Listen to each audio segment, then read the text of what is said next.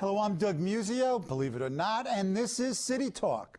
It's got jugglers, clowns, acrobats, trapeze artists, and dog and pony shows.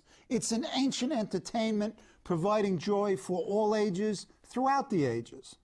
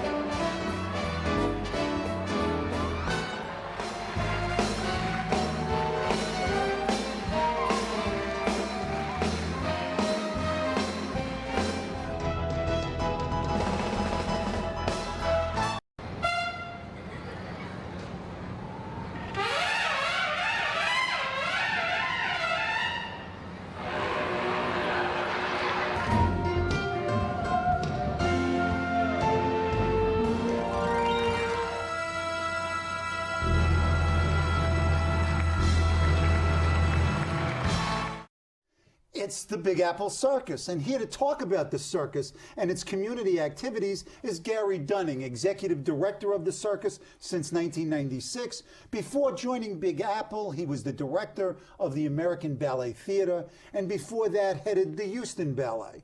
He has served and chaired on numerous panels for the National Endowment for the Arts, the Texas Art Council, and the New York State Council on the Arts and DanceUSA.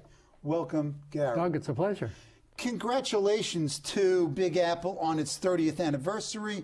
It is truly, as the headline is, it's a celebration. It's a great celebration, and we are absolutely New York's hometown circus. As I was telling you, my daughter, when she was 2, went to the Big Apple Circus. We all went when it was new, when it was a year old, and we sat in the front row, and as soon as it happened, she squealed, and so did we. What is it about the circus that attracts us as kids and adults? Well, it's one of the most ancient forms of entertainment because it really is our family performing for your family.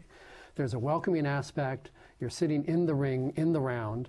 You're connecting with your audience members, not just sort of in a passive way with proscenium. You're related to your whole family sitting around you, and it really is the skill of the performers. I mean, their art, their love of their art, their willingness to be vulnerable and connect to the audience members, they really want that sort of direct connection.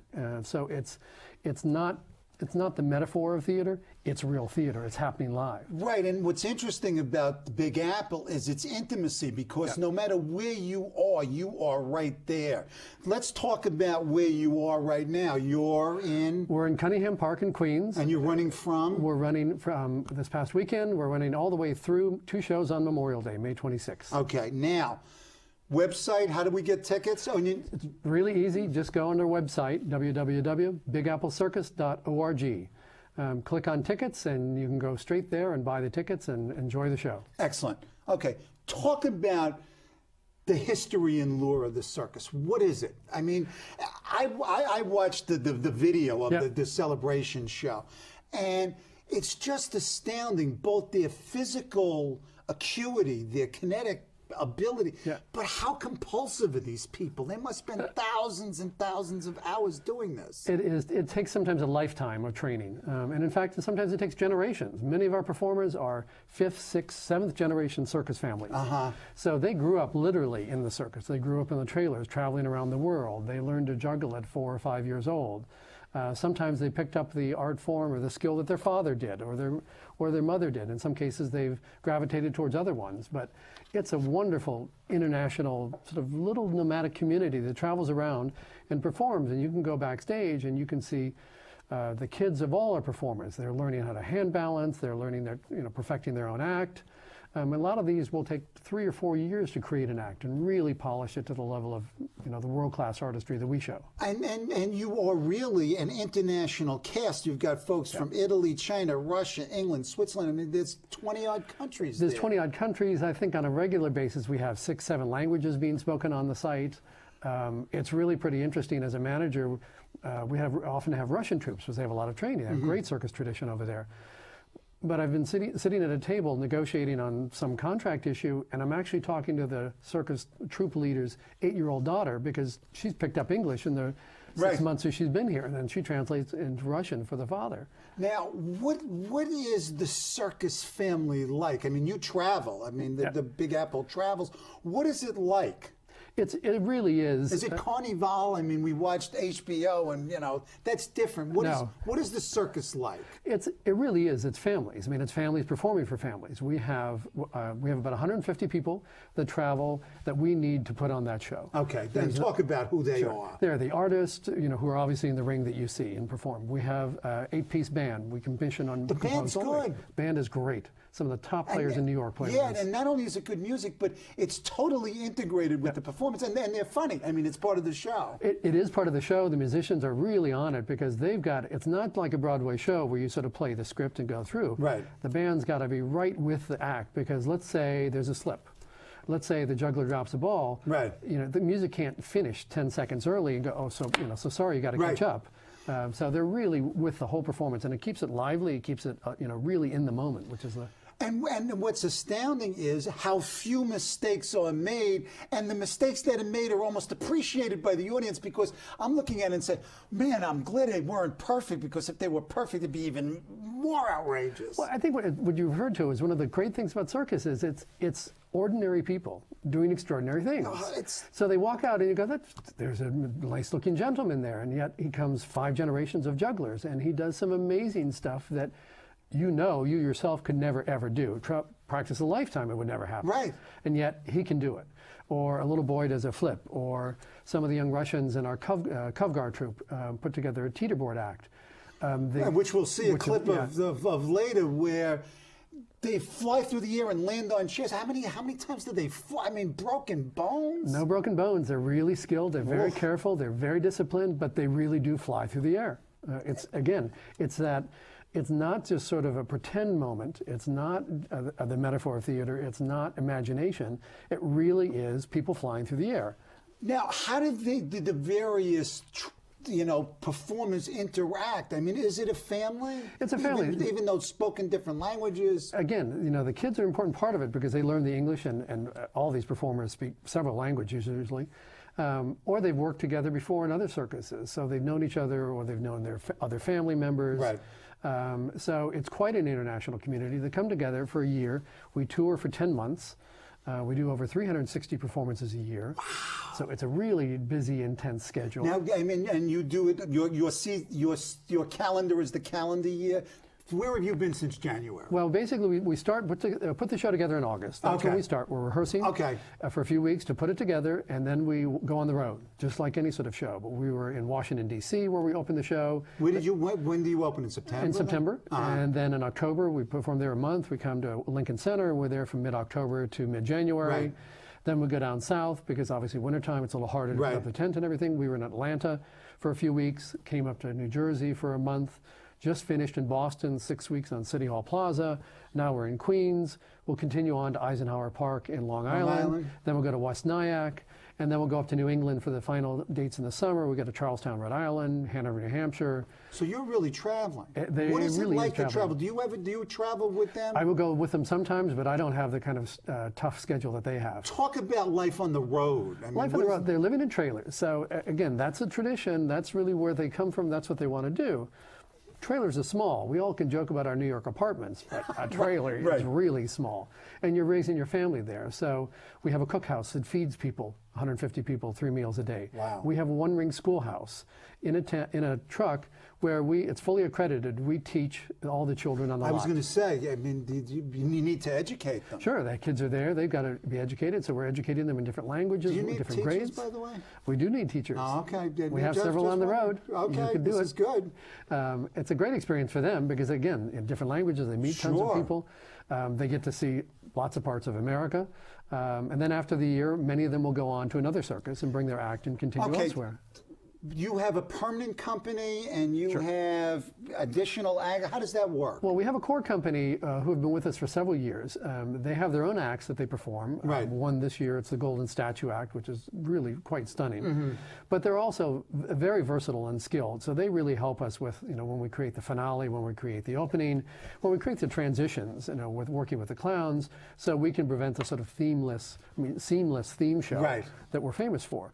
And then we go searching the world for acts that we bring in, and they do their act. We'll compose the music for them. We'll often bring in new costumes, new designs, and we'll shape that act to fit our needs for the show. Right. Chris Cramo's a juggler. Again, he's been 7th generation juggler.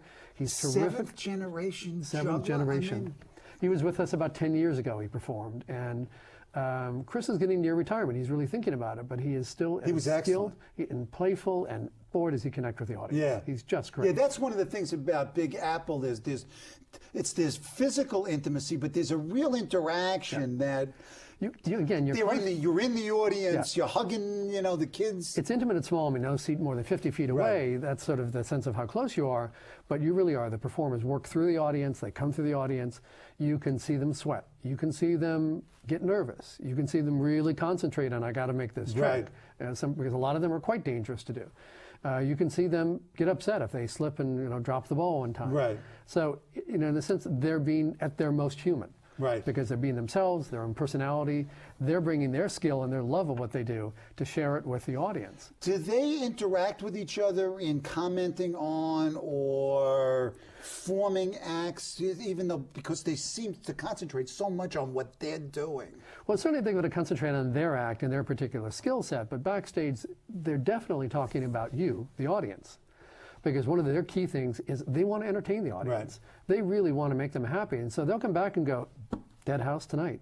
Really dead house. The energy's low, it's raining outside, it's late, or traffic was bad. Right. They're distracted, and they are so determined to entertain the audience and make them have fun. They'll really think and work of ways about, boy, I really got to get them tonight. I sort of popped into my mind. You go to these different cities, are different city audiences different? In other words, when you go to different cities Atlanta, have different personalities. Definitely. Talk about that. Well, some of them are Atlanta's. Are some more fun than others? Well, certainly for being in New York is great for the artists because we live at Lincoln Center, so they're right in the heart of the city. Right. It's a great experience for them to particularly if they haven't been to America before. Atlanta's a great spot because we're there in the spring, early spring. It's a lovely setting. The audiences are incredibly enthusiastic down there and very vocal. New York's a tougher crowd. You don't get so many standing ovations. They've seen a lot. They've seen a lot of acts. There's tons of entertainment. Right. So, but when they do appreciate it, our performers really know that they've got a talented, smart audience out there. And then you go in New England, and sort of in the summertime in New England, because it's the summertime, the sort of ratio of kids is a little bit higher. So it's a different kind of energy with all the kids in the show. We'll do a lot of performances for school groups in the morning, and if the tent's full of 1,400 or 1,500 school kids, boy, the noise level is really different, and it's a lot of fun. But they do it. They absolutely adapt to the audience because they'll pick up the tempo, they'll really look for what kind of moment's going to be good, and particularly when you get to clowns, they're watching the audience as much as you're watching them. Yeah, the clowns in particular, the two clowns, Grandma and Fumagalli, are.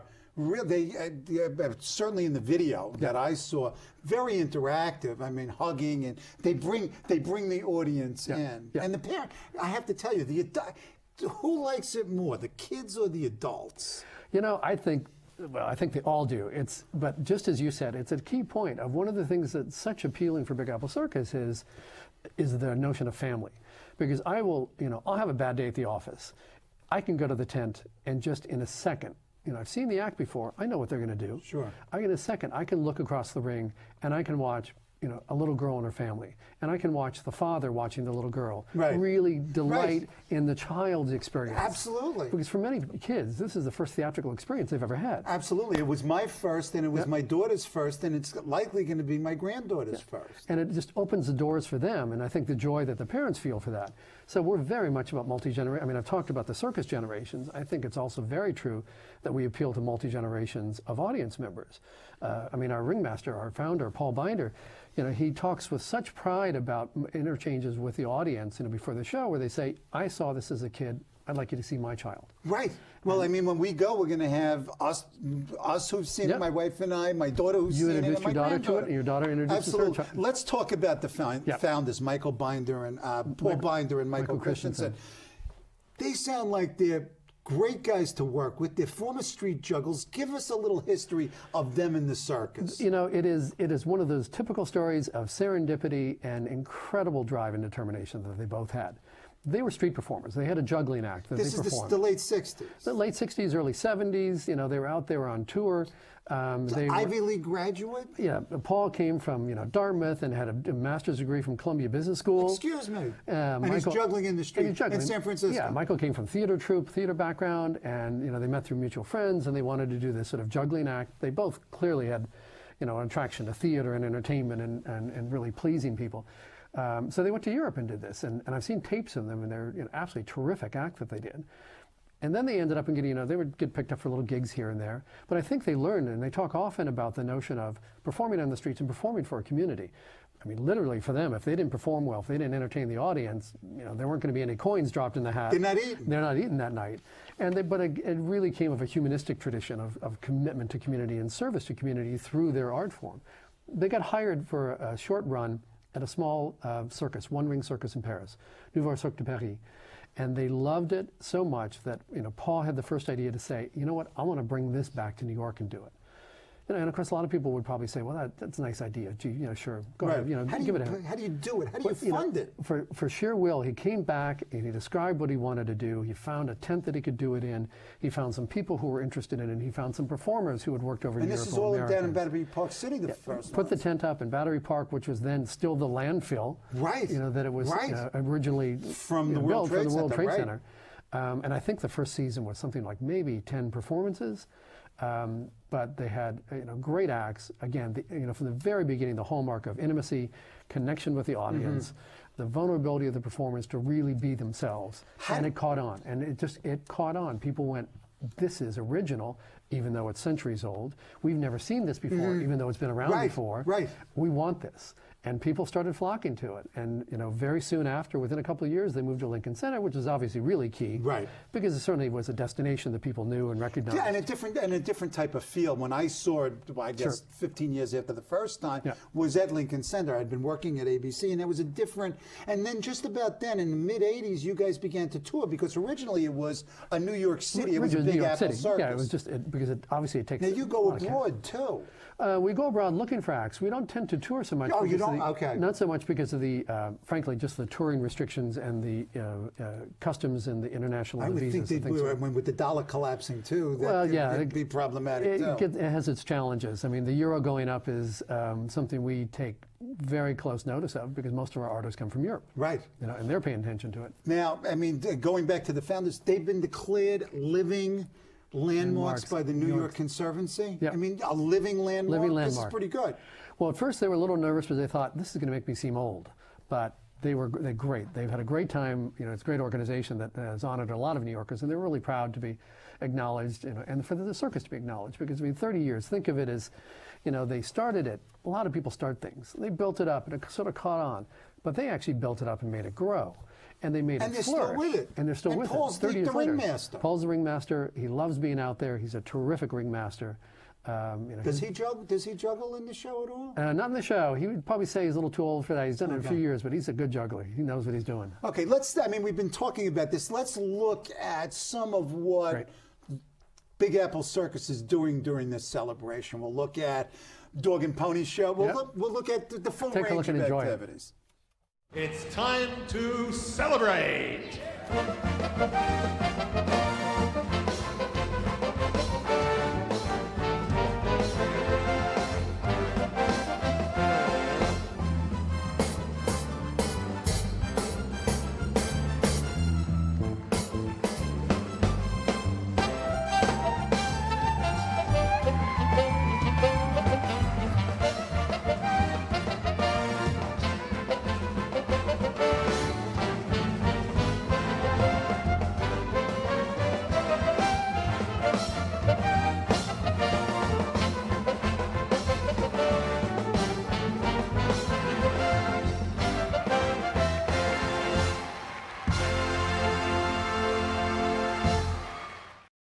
let's turn finally to the other activities Yep. that the Big Apple Circus does, its community activities.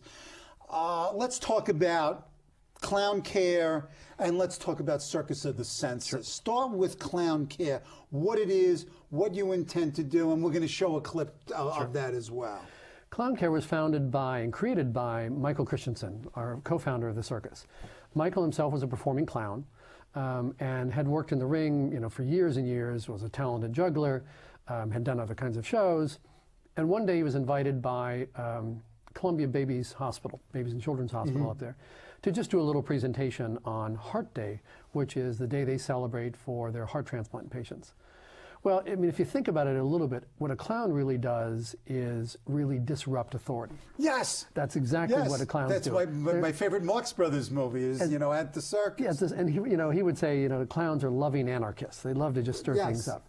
Well, anyway, he got ready for this presentation, and he started to work at the hospital and started to see all these doctors and said, boy, it was just like manna of, authority figures. Anyway, out of that, he created this notion of clown doctors. And clown care is we train artists to perform as clown doctors. And they go into the hospitals, and we now are working in 19 hospitals across the country. We make over 275,000 bedside visits every year to acute and chronically ill children. And the key things are, number one, they treat the healthy part of the child. They know that somewhere inside that sick child is someone wanting to laugh and smile, even for just a moment. Right. And they also give the child control. So they never go into the room without permission of the child, because the child's there in a hospital and has control of nothing. Right. And then, of course, they use all the paraphernalia of a hospital to just make fun of things. They make fun of doctors, they make fun of nurses, and we now have 95 clown doctors, doctors of delight, we'll call them. But it's a powerful extension of what happens in the ring, which is we're performing to transform the moment.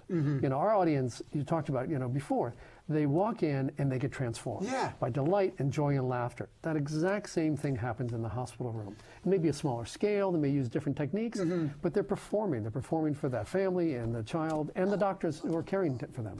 But these are professional clowns, but do they get some kind of hospital training in hospital procedure? Absolutely. Because they know a lot of stuff. Well, they know a lot of stuff on the one hand to sort of make fun of it, but we're very careful about, we call it hygiene, because there are certain procedures about equipment we have to be careful about. They have to understand that. They have to understand from the nurses what we can do, what we can't do. There's certain things, for example, if a patient hurt their hands, you wouldn't ask them to try to juggle. But but another young child, you might say, here, take a couple of scarves and throw them through the air and try to juggle. But and they work throughout the hospital on all the toughest units, from intensive care units to the burn units to anything, and it really is about bringing the child and particularly their families who are there with them. Right. I mean, again, imagine the joy of a mother watching their child laugh for the first time in weeks. Sure. because they're going through oncology treatments or something. Ooh. It's a tough environment. They do great work. It's amazing what they do. How did the doctors in the hospital and the nurses respond? They love it too? They really love it. There was some resistance at first. I would think. Michael tells a wonderful story of he walked into a doctor into an intensive care unit, and the doctor said, clowns don't belong in the intensive care unit. And Michael's immediate response from the heart was, well, neither do children. And it's a really touching moment about what's going on there, because no one wants the child to be sick. Let's look at a clip and then come back. And I wanted to talk briefly about Circus of the Senses, and then what happens next with the Big Apple. No one wants to be in a hospital. And when the patient is a child, it can be even more frightening. Enter the clown doctors, professional performers hired by the Big Apple Circus to bring the joys of clowning from ringside to the bedside of acutely ill children, their parents, and hospital staff members. I think the clowns are very nice. It's good for the kids. It makes them happy, puts a smile on their face. It helps the kids forget that they have a cast on or they have an IV in their arm. Can we come in? It's okay? Oh, okay. good. Let's go in. He has a glasses. No, they're mine. See, it says Dr. Tricky right there. No. I'm sorry. I mixed it when we got the things mixed up. Not every child was up to seeing us. Hi. And even when they said, come in, Hi. We're with House Services. we couldn't count on their reaction. I learned to value the magic of bubbles. I like bubbles in my hair. and the simple act of giving out a ticket. This is for a free laugh. Anytime you want. There, you used it up already. One more. Ooh, that one tore. You can't laugh. It's free. Oh, I'm sorry. So embarrassed. I'm sorry. And that's what you get. Yeah. Bye. Bye. Okay, I'm going to throw a little down. Okay. I want you to throw up. No, excuse me, sorry, Jack. I'm sorry. No. Who would have thought a ticket? And how important that little token is, and it helps them because that was a moment of joy that they can use to give them strength when they're scared, which is a lot here. I think we did that. They make me feel happy, and they make all the bad stuff go away in my mind. And it makes me feel happy when I'm in the hospital. Really nice, touching, and very effective, I thought. Excellent. Circus of the Senses. Circus of the Senses is it's another of our community programs. Again, it's that notion of service to community through our art form. And what it does is we take the show and we adapt it slightly for sight and hearing impaired children.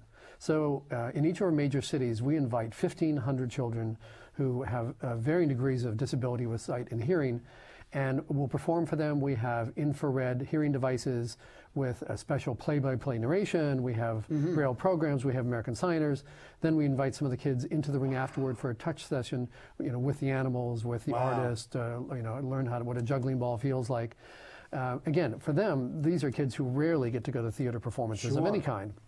So it's delightful, but it's about our commitment to service of a community, and particularly the disadvantaged portions of our community. Must give you goosebumps. It does. It's a great show. It's a really powerful, and it's wonderful that it's in the tent and right. Sure, it's right there. It's not artificial. Yeah. 15 seconds. Yeah. What's the circus of the 21st century? What's the future? Well, the future is bright for the Big Apple Circus, but the future is the past, because what always worked was that human connection that we're founded on, the sense of joy and wonder that everyone loves, the sense of families sharing a moment together. That's who we are. That's who we're going to continue to be. Thank you. Thank you. Wonderful. Keep up the work. Will do.